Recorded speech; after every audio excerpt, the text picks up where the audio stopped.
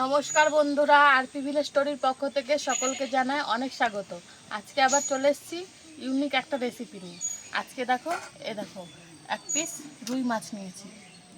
এই রুই মাছ দিয়ে করব রুই মাছের কোপ্তা কারি।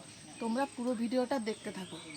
কড়াইতে জল গরম করতে দিলাম, আর ওই জলের মধ্যে এবার রুই মাছটা দিয়ে রুই মাছটাকে সেদ্ধ করে নেব। আর এই মাছের উপরে দিয়ে দিচ্ছি খানিকটা নুন আর খানিকটা হলুদ গুঁড়ো। এবার মাছটাকে সেদ্ধ করে নেব। সেদ্ধ হতে হতে আমি কয়েকটা মশলা এখানে করে নেব। তার জন্য দিয়ে দিচ্ছি খানিকটা শুকনো লঙ্কা, কয়েক কোয়া রসুন আর এক টুকরো আদা।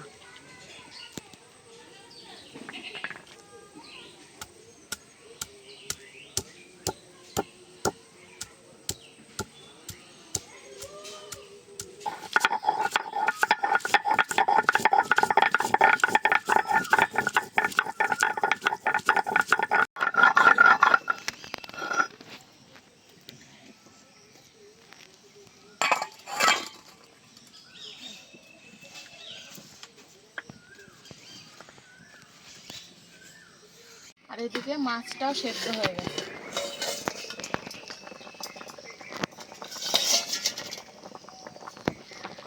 মাছটা ভালোই সেদ্ধ হয়ে গেছে, এবার নামিয়ে নেব।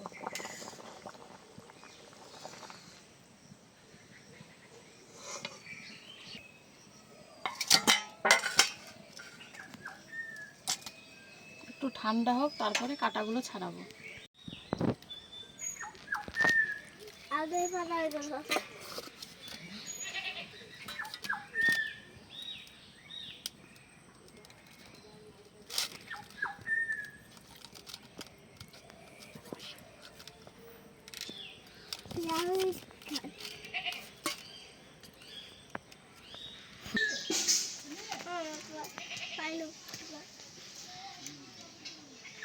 দেখো, এবার খুব ভালোভাবে মাছ থেকে কাঁটাগুলো ছাড়িয়ে নেব। খুব ভালোভাবে বাছতে হবে, কাঁটাটা যেন একটাও না থাকে। এর কাঁটাগুলো খুব ভালোভাবে বেছে নিয়েছি। এবার এই মাছটার মধ্যে দিয়ে দেবো খানিকটা পেঁয়াজ কুচি, খানিকটা লঙ্কা কুচি, দিচ্ছি খানিকটা নুন,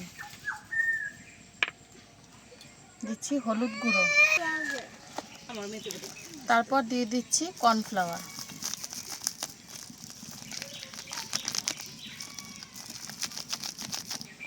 এবার খুব ভালোভাবে এটাকে মেখে নেব, একদম টাইট করে মাখবো।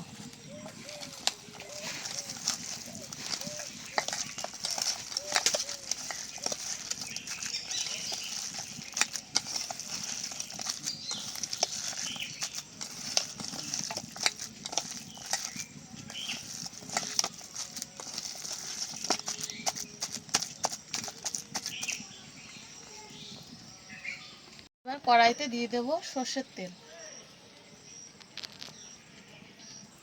এবার এই মাছের ব্যাটারটা নিয়ে এরকম কোপ্তার আকার করে ভেজে নেব, এরকম গোল গোল করে বানিয়ে নেব বলের মতো।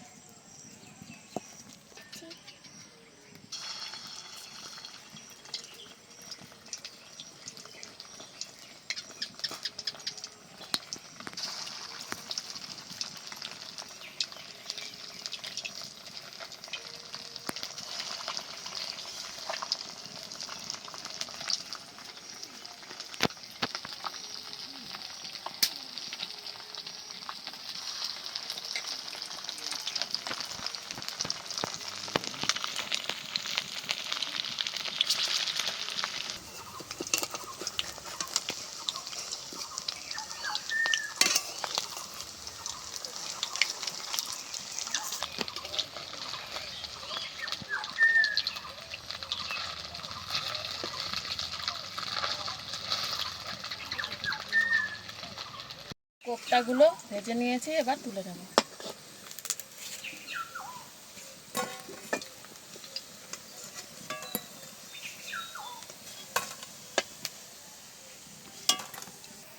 এবার বাকিগুলোও ভেজে নেব।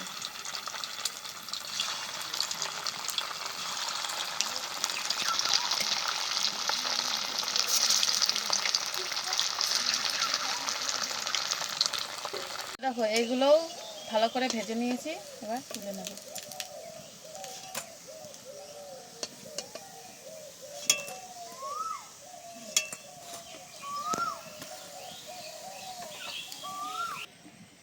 এবার কয়েকটা আলুও ভেজে নেব।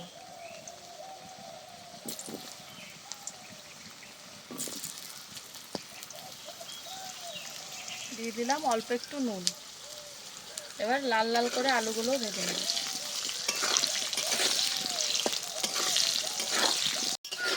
এরকম আলুগুলো খুব ভালোভাবে ভেজে নিয়েছি, এবার এগুলো তুলে রাখবো।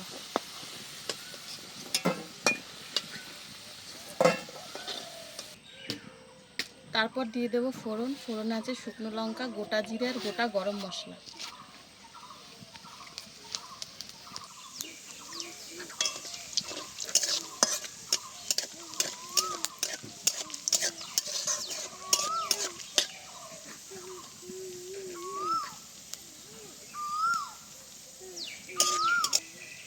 ফোড়নটা খুব ভালোভাবে ভেজে নিয়েছি, এবার দিয়ে দিচ্ছি কুচি করে রাখা পেঁয়াজ।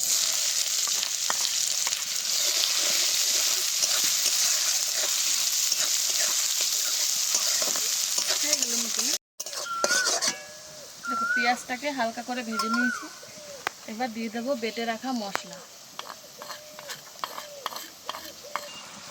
এই মশলাটা দিয়ে খানিকক্ষণ আগে কষিয়ে নেব, তারপর বাকি মশলাগুলো দেবো।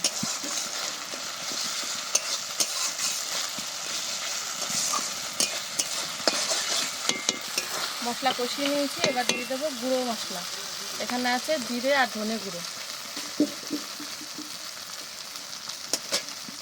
লাল লঙ্কা গুঁড়ো আর কাশ্মীরি লঙ্কা গুঁড়ো।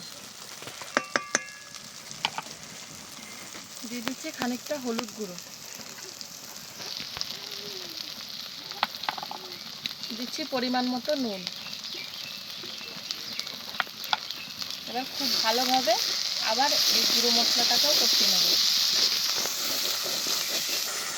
এই মশলা কষানোর সাথে দিয়ে দিচ্ছি ভেজে রাখা আলু।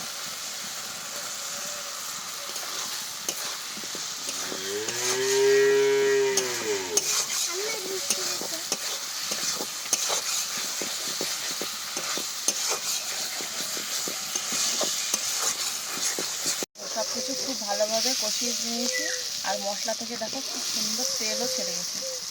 এবার দিয়ে দেবো পরিমাণ মতো জল।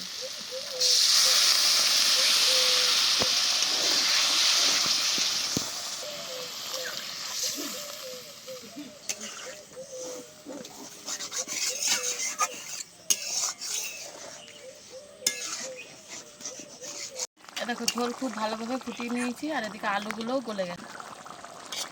এবার এই মাছের কোপ্তাগুলো দিয়ে দেবো, তারপরে ওই 1 মিনিট মতো ফুটিয়ে নামিয়ে নেব।